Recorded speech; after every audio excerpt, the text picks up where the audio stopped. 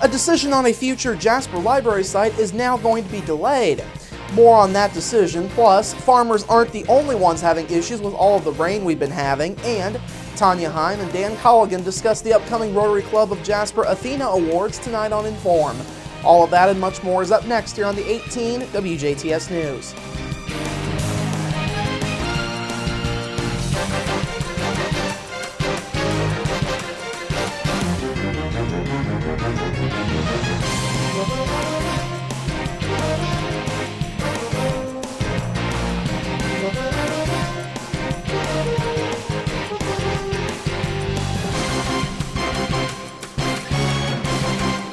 Hello, I'm Bradford Raths. We begin with Jasper Library Board President Dean Vonderheide saying a decision on a future library site is now going to be put on hold.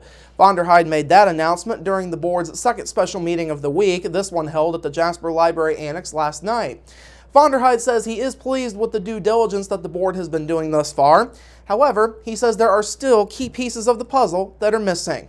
We have not completed negotiations on property costs that would entertain either location. And for us to make a decision tomorrow without having completed that would not be responsible.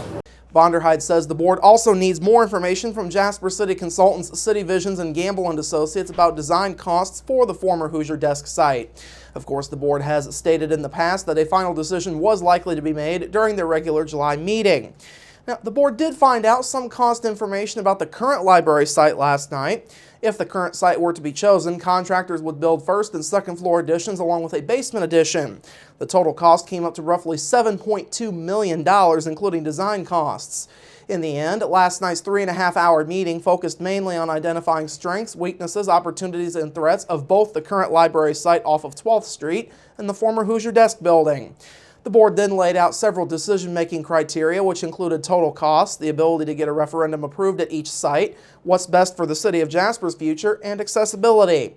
Last night's meeting did feature a handful of citizens who took time to speak, including longtime business owner Maureen Braun. Braun, who owns Finishing Touches near the downtown Jasper Square, says the Hoosier Desk site makes the most sense for the city's future, in her view. We need to build our economic base for the expansion of business that is coming to our area. We have a low unemployment rate. We kind of have to think of what the younger generation would want. And nationally, we just see the trend towards Hoosier Desk type of format. It's such an opportunity because we have so many people down there already. The Jasper Library Board's regular monthly meeting was underway this afternoon at the Jasper Library Annex. A local man charged in connection with a fatal accident near Ferdinand last fall has learned his fate. Yesterday, 24-year-old Brandon Chamberlain of Huntingburg was sentenced to 11 years in a hearing held at Du Bois Superior Court. Chamberlain will serve 7 of those years in the Indiana Department of Corrections, and the rest will be evenly split with 2 years each on work release and probation. He'll also have to wear an alcohol monitoring device for 365 days. Now, Chamberlain was charged with a level 4 felony for operating while intoxicated with a BAC of 0.15% or higher, along with a level 6 felony for driving while intoxicated, causing serious bodily injury. The charges stemmed from a September 2014 crash along State Road 162 just outside of Ferdinand that claimed the life of 60-year-old Donna Evans of Cannleton. 58-year-old Donna Trafton of Ferdinand also was seriously injured in the crash. A state police investigation found that Chamberlain was driving northbound in the southbound lane and was going 74 miles per hour in a 55 mile per hour speed zone at the time of the accident. His BAC was well above the legal limit. Chamberlain pled guilty in court on those charges last month. Well, much has been made about the impact of the recent heavy rains on farmers, but what about on your lawn and garden? Purdue Extension Ag Agent Ken X says there have been several reports from area homeowners about drooping plants like tomatoes and peppers, along with yellowing lawns. X says drainage is a very important part of preventing what he calls water wilt. Now, X says waterlogged soils combined with little organic matter and high clay content often cause the water wilting. He says plants often die within a week due to the soggy conditions as their roots use up available oxygen, leaving only carbon dioxide behind. This is a common problem for yards as well. X says you can help the problem by doing a couple of things. If you have mulch out there in your garden or maybe some of the landscaping plants you might have just put in this spring, try to pull that mulch back. Mulch is great this time of year because it keeps the diseases in the ground in a dry year. as well as moisture we're worried about during August and September.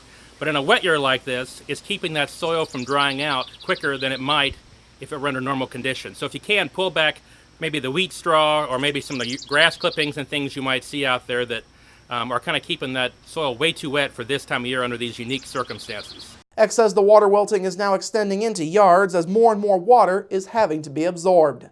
We're starting to get some of the roots die back a little bit. They're underwater, just like a lot of the crops you might see around the county right now as you drive down the highways. And that's stressing those grass plants out. In some cases, we're seeing entire yards having yellow problems, and should things dry out, like we've had every couple weeks, which kind of dries out and then rains again, it can cause those yards to come back on their own. We might have some problems with diseases later on in the season.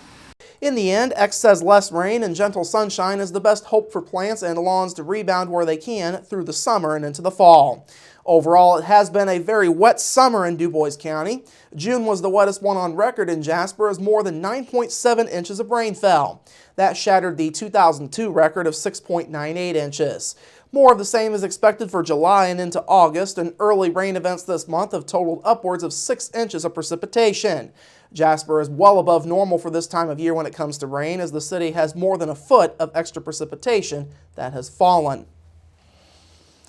And finally tonight, Governor Mike Pence has broken the silence about why the state canceled a PR contract for image rehabilitation. In his first public comments on last week's abrupt cancellation of a contract with Washington-based Porter Novelli, Pence said he supported the May hiring of the firm to assess the fallout from the long debate over the state's new religious freedom law. Pence echoed a statement from state economic development officials that near-record job numbers in the Hoosier state indicated that Indiana was doing just fine on its own. Pence says he is still awaiting legal guidance on what information the state can release to the public to show what the state got for the $365,000 it paid Porter Novelli. The firm had only worked 7 weeks out of the originally planned 5-month contract when the contract was canceled last Thursday. All right, coming up after the break, rain just won't go away, and Tanya Heim and Dan Colligan join Bill Potter for Inform. We're back after this.